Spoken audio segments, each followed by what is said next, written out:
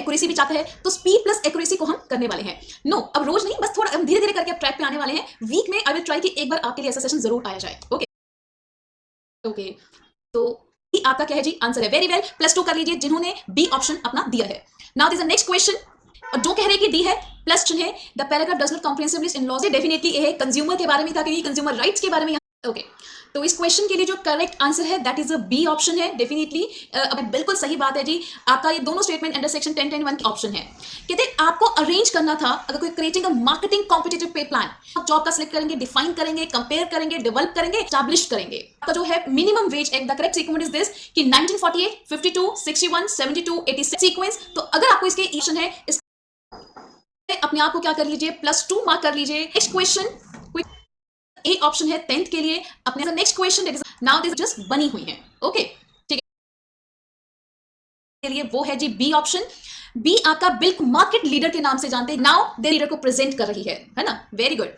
तो ठीक है जी, यहां पे नीचे लिखे गए हैं, तो चारों के हैं, तो वेरी गुड, डी ही आपका करेक्ट आंसर है। फोर्थ स्टेटमेंट जो थी आउटकम के बारे में हमने ये नहीं सोचना कि हाँ यार हम ये क्या है जी, सी है, तो 50 lakh 2% is payable by an individual. तो नेक्स्ट क्वेश्चन बी ऑप्शन है, assignment is the obvious mode of the discharge for a contract under the Indian contract act. Okay, तो now this next not correct था। अच्छा बताइए किसने correct statement, जल्दबाजी में पढ़ रहे हैं, तो अगला 7 ने इसका करेक्ट कार्ड्स में से आपको पता होने चाहिए कि किंग और स्पेड के लिए है। एंड जब भी एक चीज याद हमेशा रखना, जहां पे भी वर्ड क्या आ जाए और, तो मतलब दोनों को करना है प्लस, जहां पे आ जाए एंड तो हमने करना है मल्टीप्लाई। ठीक है जी, तो स्पेड कितने होते हैं 13/52, किंग कितने होते हैं 3/52। ओके, और उसमें से एक जो स्पेड है वो ऑलरेडी हमने इसमें काउंट कर लिया है, that's why we will consider है 3। आप सबने अगर 4/52 लिया तो मतलब गलत है, क्यों? क्योंकि आप वो जो स्पेड का किंग है वो आप डबल बार कंसीडर कर रहे हैं। इसीलिए जब आप स्पेड काटते हैं 13, तो किंग कितने रह गए, आपका 3 किंग रह गए, क्योंकि एक स्पेड को आपने ऑलरेडी इसमें काउंट कर लिया है। तो बस दोनों का करना था प्लस, और उस बेस पे आपका जो आंसर आ रहा है दैट इज ओके जी, क्लियर। एक प्रोबेबिलिटी का फॉर्मूला होता है, क्वेश्चन आने के चांसेस ऑप्शन है।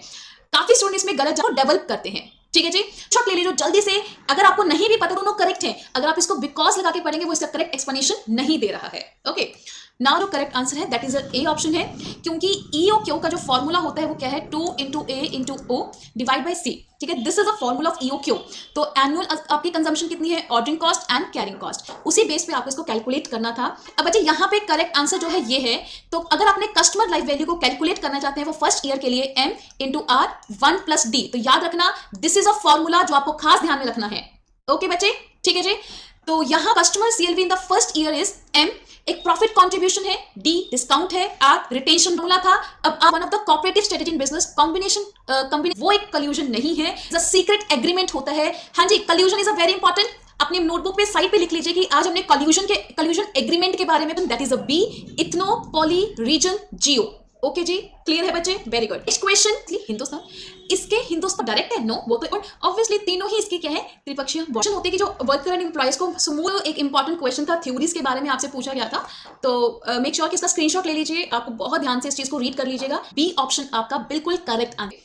Now this next question definitely D option है, क्योंकि यहाँ पे not true question, that is a B option. Root 72 and 69 है, ये याद रखना। रेट ऑफ रिटर्न के लिए हम डिवाइडिंग के लिए, एक डिस्क्रीट कंपाउंडिंग के लिए हम 72 डिवाइड बाय इंटरेस्ट रेट कर लेते हैं, जिससे पता चल जाता है। ओके, नेक्स्ट क्वेश्चन, जिसको संतुष्टिकारक व्यवहार के नाम से जाना जाता है।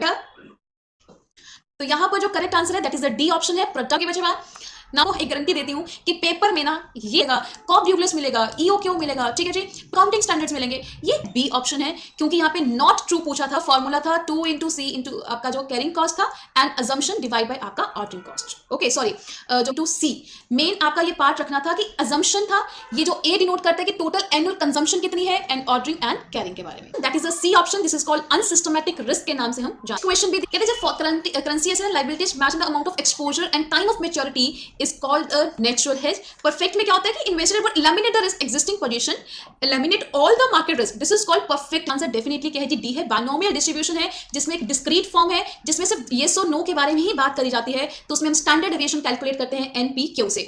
विदाउट रिप्लेसमेंट का ये फॉर्मूला था, लर्न कर लीजिए इस फॉर्मूला को। ओके ठीक है जी, क्लियर अचीवमेंट के लिए भी काम करता है। हाइपोथेसिस लिख लीजिए, इस चीज को आपने पढ़ लेना। बी ऑप्शन है जो सही नहीं है मैट्रिक्स ऑर्गेनाइजेशन के लिए। देयर इज अ सी, ठीक है जी, philanthropic, economic, legal and ethical है। Sidney Webb and Beatrice Webb ने कलेक्टिव बार्गेनिंग कर लीजिए, दिस इज फॉर यू। क्या क्या है तो दैट इज ए, इंडोनेशिया में। Is a B option 5% correct answer है। बिल है external commercial borrowing, ECB AO। Next question C option है, वेरी गुड। सी ऑप्शन है डायरेक्ट स्टेज हमारा करेक्ट आंसर है। Allows pricing is a correct answer है। Okay जिन्होंने B करा है very good. Next D option है कंडीशन एज टू है। Okay the digitalized information is a cyber crime, that is a 65। Okay वो section 65 के अंदर बात करी जाती है, 67 के अंदर पनिशमेंट के लिए एंड 70 के लिए प्रोटेक्टेड सिस्टम के लिए बात करी जाती है। ठीक है जी, set off fear carry forward for loss under the TR 4 की रिलेटेड है, तो इसको लर्न कर लीजिए। इनकम टैक्स जो रिटर्न फॉर्म 4 इसको सुगम बोला जाता है। Tax auto presumptive taxation scheme 44 for ITR 1 है and Sugam common market monopoly एक नेगेटिव इंपैक्ट है। Profit out this is C option है, जिसमें आपका आएगा 3 and 5। Price discrimination for 3rd degree, जिसमें हम प्राइस डिस्क्रिमिनेशन के बारे में बात कर रहे हैं। ओके दैट इज अ सी कि सबसे पहले आइडेंटिफाई, फिर आप estimate the risk premium factor, फिर एस्टिमेट द फैक्टर सेंसिटिव्स। ठीक है जी, तो 3, 2, 1 इज ऑप्शन है कि goods in what procedure and accounting for scrap wastage material transfers. ये जल्दबाजी में आप सबने ए आंसर करेक्ट कर दिया है ना। देखो बच्चे यहाँ पे एक्सपेक्टेंसी मतलब आपकी जितनी एफर्ट्स उतनी आपकी परफॉर्मेंस। तो यहाँ पे एक्सपेक्टेंसी, इंस्ट्रूमेंटेलिटी एंड वेलेंस आपके लिए मेन चीज है। तो हम हमेशा एक मोटिवेशन फोर्स जिसको हम एफ से डिनोट करते हैं कि वो जो फोर्स है FVE, आप ये चीज याद रख लीजिए कि ये तीनों अगर सीक्वेंस में आपको कहीं भी दिए गए हैं वो आपका करेक्ट है बोलते हैं। ओके ये जो क्वेश्चन का आंसर आपको, ये जो क्वेश्चन एक हॉट स्टॉप रूल है, एक जो डिसिप्लिन मेंटेन के लिए मिस जॉर्जन MC जॉर्जन इस कंसेप्ट को दिया है। वो कहते हैं हॉट स्टॉप, जैसे आप हाथ लगाते हैं है ना, ये उसी के ऊपर आपको ये क्वेश्चन दिया प्रोवाइड करा जाएगा। Don't worry for it, link जरूर। इक्विटी, प्रेफरेंस एंड डेट, आप जब कैपिटल करते हैं, हम तीनों चीजों के बारे में बात करते हैं है ना, तो दिस इज अ मेन। देखो डेट तो हम इसमें पढ़ते ही पढ़ते हैं, जब हम डेप्ट के बारे में पढ़ते हैं वो इसमें है ही नहीं। Okay long and short term loan, equity and debt, no equity, preference and debt, तीनों चीजों के बारे में हम यहाँ पे पढ़ते हैं। डिफरेंट सोर्सेज ऑफ फाइनेंस आपका करेक्ट है। व्हेन कंज्यूमर की यहाँ पे जो इसका स्टेटेड नीड्स हैं, ठीक है, कहते हैं when consumer want to buy से ही वांट टू एक्सपेंसिव, अगर वो एक्सपेंसिव और इनएक्सपेंसिव के बारे में बात करते हैं उसको हम स्टेटेड नीड्स के बारे में बात करते हैं। अगर सिर्फ और सिर्फ इनएक्सपेंसिव कार चाहिए, उसको कि लो कॉस्ट, लो ऑपरेटिंग कॉस्ट उसकी पड़े, रियल जरूरत है, उसको रियल नीड्स के नाम से हम जानते हैं। अनस्टेटेड, जब आप एक कहते हैं कि आफ्टर स्टेज सर्विसेज हमें मिले, वो आपकी अनस्टेटेड बन जाती है। Okay now this next correct है बच्चे, marketing increase to justify the investment in financial profitability terms, really brand और कस्टमर कम करता है, ये तो बिल्कुल ही गलत। वो ब्रांड एंड कस्टमर बेस बहुत कम बनाता है। Organisation recognise the little of the market value comes from intangible asset, no जी ये तो सारी गलत बोल रहा है। Okay next question outcomes. Okay तो ये आपका इसका करेक्ट आंसर है, इंपॉर्टेंट है आपके लिए ऑप्शन था। एंड ओके दोनों चीजें करेक्ट हैं। ओके जी क्लियर हो गई बच्चे। नेक्स्ट क्वेश्चन तो इस एथिथ है, इनमें थोड़ा प्रिपेयर हो जाएगा तब आप क्लाइंट को बोलेंगे this is ready for you. ठीक है जी क्लियर हो गया बच्चे बात। तो इसी के बेसिस पे आपका जो करेक्ट आंसर है दैट इज ए है। Formulation and implementation of the minor goals, ये इसका पार्ट नहीं है ना।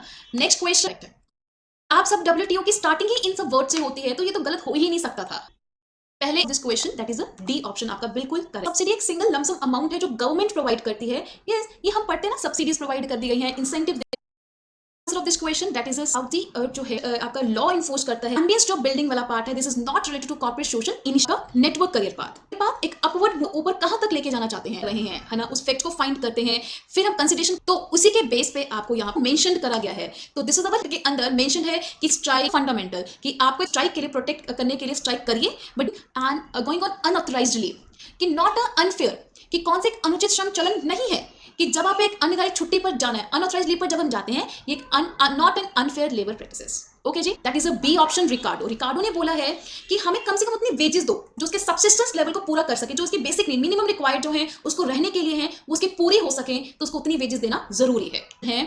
And ideal state in which production quantities are equal to the delivery quantities करते रहना चाहिए, ना कि employing sufficient power, no promotion, no, ये क्वालिटी इंप्रूवमेंट के बारे में बात करते हैं। इसका भी प्रोसेस है, इस प्रोसेस को भी आप हैं ओके तैयार हैं। वर्ल्ड बैंक के द्वारा इसको एड्रेस करा जाता है। USA, कनाडा, मैक्सिको, जिन्होंने north America free trade agreement के बारे में बात करी है। ओके उसने यूरोपियन यूनियंस के बारे में बात करी है। उसने बोला कि जितने भी यूरोपियन इकोनॉमिक कम्युनिटी है, हम उनके लिए रूल्स एंड रेगुलेशंस बनाएंगे, उनके जितना भी Italy, France, Belgium, Netherlands, West Germany है, वो इसके मेंबर बनेंगे उनकी इकोनॉमिक डेवलपमेंट के लिए। ओके क्योंकि यही इसके प्रिंसिपल्स थे। वाइल कॉरस्पॉन्डिंग सिटी बैंक, तो यहाँ पे कौन से तरह का अकाउंट होगा, that is called loro account.